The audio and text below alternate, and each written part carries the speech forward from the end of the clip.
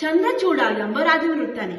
ಅವನಿಗೆ ಶಿವನ ಅನುಗ್ರಹದಿಂದ ನೀಲರತಿ, ಚಾರರತಿ, ಮಂದರತಿ, ದೇವರತಿ ಹಾಗೂ ನಾಗರತಿ ಎಂಬುವ 5 ಜನ ಹೆಣ್ಣು ಮಕ್ಕಳಿರ್ತಾರೆ.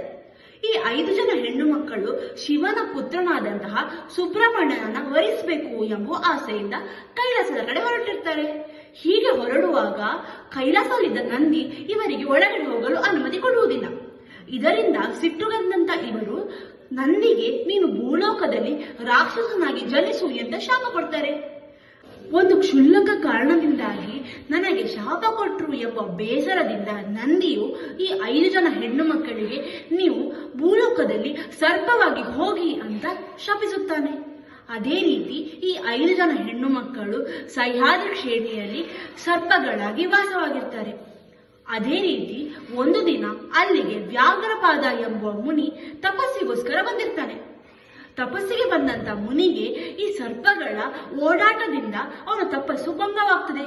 ಇದರಿಂದ ಸಿಟ್ಟುಕೊಂಡಂತ ಮುನಿ ನೀವು ಕಾಡ್ಗಿಚ್ಚಿಗೆ ತಗಲಿ ಸತ್ತು ಹೋಗಿ ಎಂಬುವ ಶಾಪವನ್ನು ನೀಡ್ತಾನೆ. ಸ್ವಲ್ಪ ಹೊತ್ತಿನಲ್ಲೇ ಮುನಿಗೆ ಈ 5 ಸರ್ಪಗಳು ಬೇರೆ ಯಾರೂ ಅಲ್ಲ, ಬದಲಿಗೆ ಚಂದ್ರಚೂಡನ ಶಾಪಗ್ರಸ್ತಗೊಂಡಂತಹ 5 ಜನ ಹೆಣ್ಣು ಮಕ್ಕಳು ಅಂತ ತಿಳಿದು ಬರುತ್ತದೆ.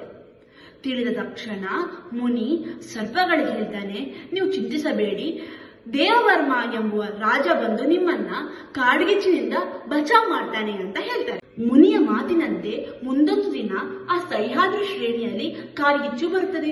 ಕಾಡ್ಗಿಚ್ಚಿಗೆ ಈ 5 ಜನ ಸರ್ಪಗಳು ತಗುಲಿಕೊಳ್ತದೆ. ಆಗ ಅಳುಪರ ದೊರೆಯಾದಂತಹ ದೇವವರ್ಮ ಬಂದು ಈ 5 ಜನ ಸರ್ಪಗಳನ್ನ ಈ ಕಾಡ್ಗಿಚ್ಚಿನಿಂದ ಬಚಾವ್ ಮಾಡ್ತಾನೆ. ನಂತರ ದೇವವರ್ಮನಿಗೆ ಭೂಮಿಯಲ್ಲಿ ರಾಕ್ಷಸನಾಗಿ ಜನಿಸಿದ್ದ ನಂದಿಯಿಂದ ತುಂಬಾ ಹಿಂಸೆ ಆಗ್ತದೆ. ಆಗ ದೇವವರ್ಮನು ಮಂದರತಿ ಕಾನನದಲ್ಲಿ ವಾಸವಾಗಿದ್ದಂತಹ ಸುದೇವ ಮುನಿಗಳ ಬಳಿ ಹೋಗಿ ಸಹಾಯ ಕೇಳ್ತಾರೆ.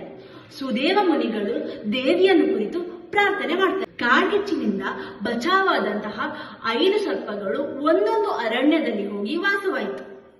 ಮಂದರತಿ ಎಂಬುವ ಸರ್ಪವು ವಾಸವಾದ ಅರಣ್ಯವೇ ಮಂದರತಿ ಕಾನನ ಎಂದು ಪ್ರಸಿದ್ಧಿಗೊಂಡಿದೆ. ದೇವಿಯು ಹೈಗುಳಿ, ಬಬ್ಬರಿಯ, ಕಲ್ಲುಟ್ಟಿ ಹಾಗೂ ವೀರಭದ್ರನೊಂದಿಗೆ ಆ ಜಾಗದಲ್ಲಿ ಪ್ರತ್ಯಕ್ಷನಾಗಿ ನಂದಿಯನ್ನ ಮಣಿಸಿ ನಂದಿಗೆ ತನ್ನ ಶಾಪದಿಂದ ಮುಕ್ತಿಯನ್ನ ಕೊಡ್ತಾನೆ. ನಂತರ ದೇವಿ ಅದೇ ಜಾಗದಲ್ಲಿ ನಾನು ಇನ್ನೆಂದಿಗೂ ಇರುತ್ತೇನೆ, ಇಲ್ಲಿ ನನ್ನೊಂದಿಗೆ ಬಂದಂತ ಭಕ್ತರ ಎಲ್ಲಾ ಕಷ್ಟವನ್ನ ಪಾರು ಮಾಡ್ತೇನೆ ಅಂತ ಹೇಳ್ತಾರೆ. ಅದೇ ಇಂದಿಗೂ ನಾವು ಪೂಜೆ ಮಾಡುತ್ತಿರುವಂತಹ ಮಂದರತಿಯ ಶ್ರೀ ದುರ್ಗಾ ಪರಮೇಶ್ವರಿಯ ದೇವಸ್ಥಾನ. ಇದೇ ತರಹದ ಇಂಟ್ರೆಸ್ಟಿಂಗ್ ಮಾಹಿತಿಗಳಿಗೆ ನೋಡ್ತಾ ಇರಿ ಗೋ ವಿತ್ ದ ಫ್ಲೋ.